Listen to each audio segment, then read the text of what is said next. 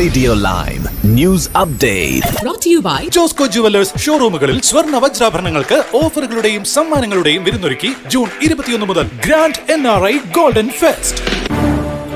നമസ്കാരം, live news അപ്ഡേറ്റിലേക്ക് സ്വാഗതം. വാർത്തകളുമായി അരുൺ.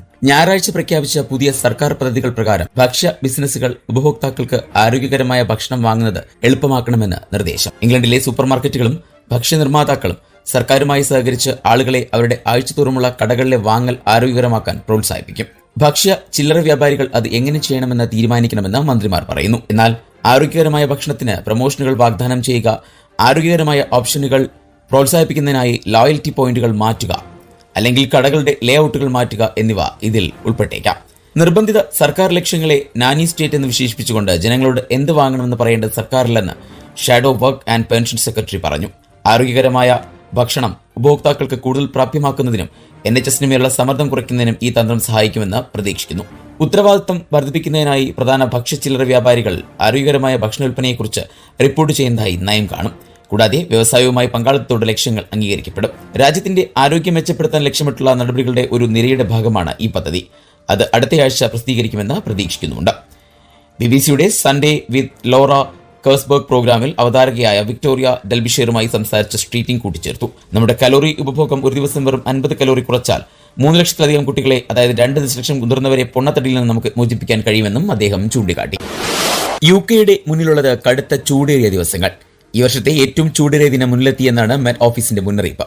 UK ഏറ്റവും ചൂടേറിയ ദിനം ഇന്നാണ് എന്ന് മെറ്റ് ഓഫീസിന്റെ മുന്നറിയിപ്പ് പറയുന്നു. UK വിവിധ ഭാഗങ്ങളിൽ താപനില 36 ഡിഗ്രി സെൽഷ്യസ് വരെയായി ഉയരും. ജൂൺ മാസത്തിലെ ഏറ്റവും ചൂടേറിയ ദിനമായിരിക്കും അത്. നാട്ടിലെ കൊടുവേനലിനെ അനുസ്മരിപ്പിക്കുന്നതാണ് ഇത് എന്നും വ്യക്തമാക്കുന്നു. കിഴക്കൻ മിഡ്ലാൻഡ്സ്, തെക്ക് കിഴക്കൻ, തെക്ക് പടിഞ്ഞാറൻ ഇംഗ്ലണ്ട്, സോമസെറ്റ് എന്നിവിടങ്ങളിൽ ചൊവ്വാഴ്ച വരെ ആംബർ ഹിറ്റ് ഹെൽത്ത് അലർട്ട് പ്രഖ്യാപിച്ചിട്ടുണ്ട്. രാജ്യത്തിന്റെ വിവിധ പ്രദേശങ്ങൾ കാട്ടുതീക്കും വെള്ളപ്പൊക്കത്തിനും സാക്ഷ്യം വഹിച്ച ഒരാഴ്ചയായിരുന്നു കഴിഞ്ഞത്. അപ്രതീക്ഷിത കാലാവസ്ഥയാണ് UK ആശങ്കയിലാക്കുന്നത്. യൂറോപ്പാകെ ഉഷ്ണത്തിലാണ്. 40 ഡിഗ്രി സെൽഷ്യസ് കടക്കുമെന്നാണ് മുന്നറിയിപ്പ്. കടുത്ത ചൂടിൽ ഇറ്റലിയിലെ റോഡുകൾ ഉരുകിയൊലിച്ചെന്ന വാർത്ത വന്നിരുന്നു. ഗ്രീസിൽ പലയിടങ്ങളിൽ കാട്ടുതീയുണ്ടായി. പോർച്ചുഗലിന്റെ 2 പ്രദേശങ്ങളിലും ഇന്ന് അതിയായ ചൂടിനെതിരെയും കാട്ടുതീക്കെതിരെയും മുന്നറിയിപ്പ് നിലനിൽക്കുകയാണ്. സ്പെയിനിലും ഇന്ന് വലിയ ചൂട് അനുഭവപ്പെടും. റോമിൽ താപനില 39 ഡിഗ്രി സെൽഷ്യസ് വരെ എത്തുമെന്നും പ്രവചിച്ചിട്ടുണ്ട്. അകത്തളങ്ങളിൽ അമിതമായ ചൂട് അനുഭവപ്പെടാൻ സാധ്യതയുള്ളതിനാൽ കമ്മ്യൂണിറ്റി കെയർ മേഖലകളിൽ കഴിയുന്ന ആളുകൾക്ക് പ്രത്യാഘാതം നേരിടാൻ ഇടയാക്കും. കഴിഞ്ഞ ശനിയാഴ്ച സാരയിലെ ചാൽവുഡിൽ രേഖപ്പെടുത്തിയ 33.2 സെൽഷ്യസാണ് ഇതുവരെയുള്ള ഏറ്റവും ഉയർന്ന താപനില. ഇത് വരും ദിവസങ്ങളിൽ പുതിയ റെക്കോർഡുകൾക്ക് വഴിമാറുമെന്നും സൂചന. UK തുറമുഖത്ത് നിന്ന് ഏകദേശം 100 മില്യൺ പൗണ്ട് വിലമതിക്കുന്ന കൊക്കൈൻ പിടികൂടി. എസെക്സിലെ തുറോക്കിലുള്ള ലണ്ടൻ ഗേറ്റ്വേ തുറമുഖത്ത് പനാമയിൽ നിന്ന് എത്തിയ കപ്പലിലെ കണ്ടെയ്നറുകൾക്കടിയിൽ നിന്നാണ് 2.4 ടൺ ഭാരമുള്ള കൊക്കൈൻ അധികൃതർ കണ്ടെത്തിയത്. നേരത്തെ ഇന്റലിജൻസ് നടത്തിയ ഓപ്പറേഷനിൽ മയക്കുമരുന്നിനെ കുറിച്ചുള്ള വിവരങ്ങൾ ലഭിച്ചിരുന്നു. പിന്നാലെ UK കപ്പലെത്തിയതിന് പിന്നാലെ പിടികൂടുകയായിരുന്നു. തുറമുഖ ഓപ്പറേറ്ററുടെ സഹായത്തോടെ 37 വലിയ കണ്ടെയ്നറുകളിലായി ഏകദേശം 96 മില്യൺ പൗണ്ട് വിലമതിക്കുന്ന മയക്കുമരുന്നാണ് കണ്ടെത്തിയത്. ബോർഡർ ഫോഴ്സിന്റെ കണക്കനുസരിച്ച് UK ചരിത്രത്തിലെ 6ാമത്തെ വലിയ കൊക്കൈൻ വേട്ടയാണിത്. 2022 2023 ഇടയിൽ ഇംഗ്ലണ്ടിലും വെയിൽസിലും കൊക്കൈൻ മരണങ്ങൾ 31% വർദ്ധിച്ചതായി ഹോം ഓഫീസ് ഡേറ്റ പറയുന്നു. ഈ വാരാന്ത്യത്തിൽ കെന്റിലെ ഡോവർ പോർട്ടിൽ നിന്ന് 170 കിലോ കെറ്റാമൈൻ, 4000 NDMA ഗുളികകൾ, 20 തോക്കുകൾ എന്നിവ ഒരു ലോറിയിൽ നിന്ന് കണ്ടുപിടിച്ചിരുന്നു. വിദഗ്ധരുടെ കണക്കനുസരിച്ച് കെറ്റാമൈനിന്റെ 4.5 മില്യൺ പൗണ്ടാണ് വില വരുന്നത്. MDMAക്ക് കുറഞ്ഞത് 40,000 പൗണ്ട് വില വരും. ലോറിയുടെ ഡ്രൈവറായ 34 വയസ്സുള്ള താജിക്കിസ്ഥാൻ പൗരനെ സംഭവസ്ഥലത്ത് വെച്ച് തന്നെ അറസ്റ്റ് ചെയ്തതായി നാഷണൽ ക്രൈം ഏജൻസിയും അറിയിക്കുന്നു.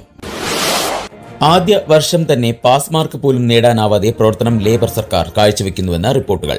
കഴിഞ്ഞ ജൂലൈയിൽ വൻ ഭൂരിപക്ഷം നേടി അധികാരത്തിലെത്തിയ പ്രധാനമന്ത്രി കീർ സ്റ്റാർമർ പരാജയമാണെന്ന് വോട്ടർമാർ പറയുന്നത് മാധ്യമങ്ങൾ വ്യക്തമാക്കുന്നു. ലേബർ ഗവൺമെന്റിന്റെ ആദ്യത്തെ വർഷത്തെ പ്രകടനം വെറും മോശമാണ് എന്നാണ് ഭൂരിപക്ഷം വോട്ടർമാരും വ്യക്തമാക്കുന്നത്. ജൂലൈയിൽ വൻ ഭൂരിപക്ഷം നേടി അധികാരത്തിലെത്തിയെങ്കിലും കീർ സ്റ്റാർമറുടെ പാർട്ടി നടത്തുന്ന ഭരണം തീർത്തും നിരാശാജനകമാണ് എന്ന് 54% വോട്ടർമാരും വ്യക്തമാക്കുന്നു.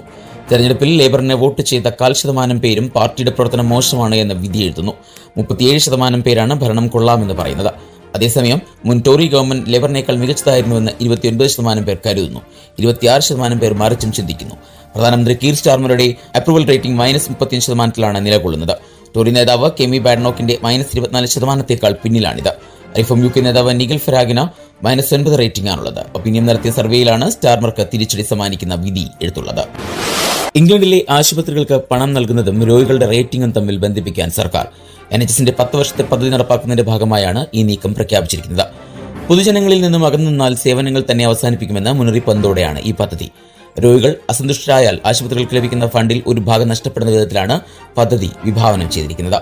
ഇതുവഴി രോഗികളുടെ ഭാഗം കേൾക്കാൻ ആശുപത്രികൾ തയ്യാറാവുകയും കൂടുതൽ സന്ദർശനങ്ങൾ ഒഴിവാക്കാൻ ആവശ്യമായ നടപടികൾ എടുക്കുകയും ചെയ്യുമെന്നാണ് ഹെൽത്ത് സെക്രട്ടറി പ്രതീക്ഷിക്കുന്നത്. എന്നാൽ NHSന് മേൽ ഉപകരണമില്ലാതെ സർജറി നടത്തുന്നത് പോലെയാണ് ഈ പദ്ധതിയെന്ന് ഡോക്ടർമാർ ആശങ്കപ്പെടുന്നു. രോഗികൾ ഉപയോഗിച്ച സേവനത്തിന് പൂർണ്ണ ഫണ്ടിംഗ് നൽകണോ അതോ അതിലൊരു ഭാഗം റീജിയണൽ ഫണ്ടിലേക്ക് വകമാറ്റണോ എന്നാണ് ചോദ്യം വരിക. രോഗികൾ അസന്തുഷ്ടരാണെങ്കിൽ 10% കുറയ്ക്കുമെന്നാണ് റിപ്പോർട്ട് ചെയ്യുന്നത്. മോശം പരിചരണം ലഭിക്കുന്നതും രോഗികളെ കേൾക്കാൻ തയ്യാറാകുന്നില്ലാത്തതും സംബന്ധിച്ച കൃത്യമായ ട്രാക്ക് റെക്കോർഡ് രേഖപ്പെടുത്താൻ ഇത് സഹായിക്കുമെന്ന് health and social care department പറഞ്ഞു. രോഗികൾ അസൗകര്യമായതിനാൽ ഇവരെ അകറ്റി നിർത്താൻ ആവശ്യമായ തോതിൽ സിസ്റ്റം പ്രവർത്തിക്കുന്നതായി NHS ഇംഗ്ലണ്ടിന്റെ പുതിയ മേധാവി ജിം മാക്കി വ്യക്തമാക്കിയിരുന്നു. NHS സേവനങ്ങളും പൊതുജനങ്ങളും തമ്മിൽ ബന്ധമില്ലാത്ത നിലയിലാണ് ഇപ്പോൾ കാര്യങ്ങളുടെ പോക്കെന്ന് മാക്കി മുന്നറിയിപ്പ് നൽകി. ഇനി നാട്ടിലെ വാർത്തകൾ. മെഡിക്കൽ കോളേജിലെ ഉപകരണക്ഷാമം തുറന്നു പറഞ്ഞതോടെയാണ് തിരുവനന്തപുരം മെഡിക്കൽ കോളേജ് യൂറോളജി വിഭാഗം തലവൻ ഡോക്ടർ ഹാരിസ് ഹസൻ വാർത്തകളിൽ നിറഞ്ഞു നിന്നത്. ഉപകരണക്ഷാമം അറിഞ്ഞിട്ടില്ലെന്ന് മന്ത്രി പ്രതികരിച്ചപ്പോഴും തന്റെ നിലപാടിൽ ഡോക്ടർ ഉറച്ചു നിന്നു. സർക്കാർ മെഡിക്കൽ കോളേജിൽ പഠിച്ച സർക്കാർ മെഡിക്കൽ കോളേജിൽ തന്നെ സേവനം ചെയ്യുന്ന ഡോക്ടർ ഹാരിസ് ഹസൻ ഒരു ഇടത് സഹയാത്രികൻ കൂടിയാണ്. ആതുര സേവന രംഗത്തെ പുഴുക്കുത്തുകൾക്കെതിരെ ഒറ്റയാൾ പോരാളിയാകാനും ഈ മനുഷ്യന് മടിയില്ല. മെഡിക്കൽ കോളേജ് ഡോക്ടർമാരുടെ സ്വകാര്യ പ്രാക്ടീസ് എന്നത് കൈക്കൂലി വാങ്ങാനുള്ള ഔദ്യോഗിക സംവിധാനമാണ് എന്ന് തുറന്നടിച്ചയാളാണ് ഡോക്ടർ ഹാരിസ് ഹസൻ. താൻ സ്വകാര്യ പ്രാക്ടീസ് ചെയ്യില്ലെന്ന നിലപാടിൽ അദ്ദേഹം ഉറച്ചു നിൽക്കുകയും ചെയ്തു. ആശുപത്രിയിൽ വരുന്ന രോഗികളാണ് വീട്ടിലെത്തി ഡോക്ടർമാർക്ക് പണം നൽകുന്നതെന്നും അദ്ദേഹം ചൂണ്ടിക്കാട്ടിയിരുന്നു. ഇത് കൈക്കൂലിയാണെന്നും ഹാരിസ് ഹസൻ തുറന്നു പറഞ്ഞു. സംഘടനാ യോഗങ്ങളിൽ ഡോക്ടർമാരുടെ സ്വകാര്യ പ്രാക്ടീസിനെതിരെ ഈ മനുഷ്യൻ നിശ്ചിതമായ വിമർശനങ്ങളാണ് ഉയർത്തിയിട്ടുള്ളത്. ആശുപത്രിയിൽ അഡ്മിറ്റ് ചെയ്യാൻ, വാർഡിൽ രോഗിയെ നോക്കാൻ, ICUയിൽ പ്രവേശിപ്പിക്കാൻ ഇതിനൊക്കെ നൽകുന്ന തുക കൈക്കൂലിയാണ്. പാവപ്പെട്ട ജനങ്ങൾക്ക് വിദഗ്ധ ചികിത്സ സൗജന്യമായി ലഭിക്കാനാണ് സർക്കാർ ആശുപത്രികൾ. എന്നാൽ കൈക്കൂലി നൽകുന്നവർക്ക് മുൻഗണന ലഭിക്കുന്നു. ഇതെല്ലാം തടയാൻ നിയോഗിക്കപ്പെട്ടവർക്ക് കാര്യങ്ങൾ അറിയാത്തതല്ല. കൈക്കൂലിയുടെ ഷെയർ കൃത്യമായി എത്തേണ്ട സ്ഥലങ്ങളിൽ എത്തിച്ചാൽ എന്ത് വേണമെങ്കിലും നടക്കുമെന്നും ഡോക്ടർ ഹാരിസ് ഹസൻ സമൂഹ മാധ്യമങ്ങളിലൂടെ കുറിക്കുന്നു. പുതുക്കാട് നവജാത ശിശുക്കളെ കുഴിച്ചുമൂടിയ സംഭവത്തിൽ കൂടുതൽ വിവരങ്ങൾ പുറത്ത്. 12 മണിക്കൂർ നീണ്ട ചോദ്യം ചെയ്യലിൽ മാതാവ് ഇന്നലെ കുറ്റം സമ്മതിച്ചിരുന്നു. ഗർഭം സംശയിച്ച അയൽവാസികൾക്കെതിരെ അപവാദ പ്രചരണം എന്ന് പറഞ്ഞ അനീഷയുടെ കുടുംബം പോലീസിനെ സമീപിച്ചിരുന്നു. 2021 ആദ്യ ഗർഭകാലത്തായിരുന്നു സംഭവം. അയൽവാസി ഗിരിജയാണ് അനീഷ ഗർഭിണിയാണ് എന്ന സംശയം അനീഷയുടെ കുടുംബവുമായി പങ്കുവച്ചത്. എന്നാൽ അപവാദം പ്രചരിപ്പിക്കുന്നു എന്ന് പറഞ്ഞ് വെള്ളിക്കുളങ്ങര പോലീസിനെ സമീപിക്കുകയായിരുന്നു അനീഷയുടെ കുടുംബം. പോലീസ് മധ്യസ്ഥതയിൽ അന്ന് പ്രശ്നം പറഞ്ഞു തീർത്തു. അയഞ്ഞ വസ്ത്രങ്ങൾ ധരിച്ചാണ് ഗർഭിണിയാണെന്ന വിവരം അനീഷ മറച്ചുവെച്ചത്.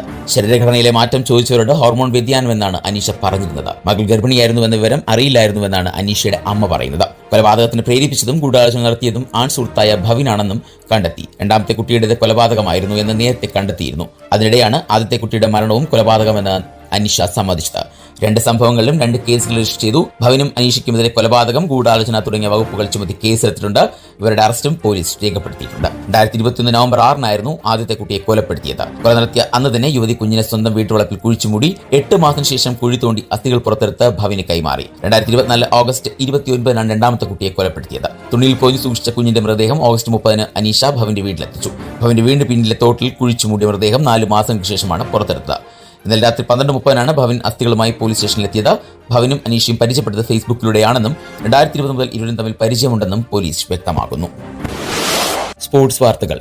ക്ലബ് ലോകകപ്പിൽ ലയണൽ മെസ്സിക്കും സംഘത്തിനും ദയനീയ തോൽവി. മെസ്സിയുടെ ടീമായ ഇന്റർ മയാമിയെ UEFA ചാമ്പ്യൻസ് ലീഗ് ജേതാക്കളായ PSG ഏകപക്ഷീയമായ 4 ഗോളുകൾക്കാണ് പരാജയപ്പെടുത്തിയത്.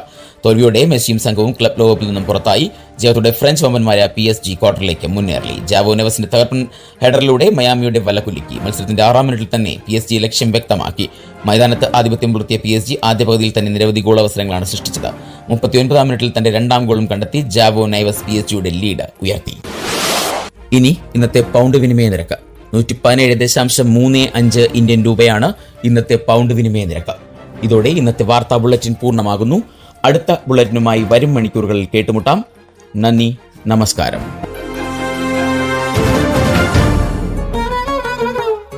കൂടുതൽ വാർത്തകൾക്കും വിശേഷങ്ങൾക്കുമായി റേഡിയോ ലൈം ആപ്പ് ഡൗൺലോഡ് ചെയ്യൂ. പ്ലേ സ്റ്റോറിൽ നിന്നും ആപ്പ് സ്റ്റോറിൽ നിന്നും. Radio Lime.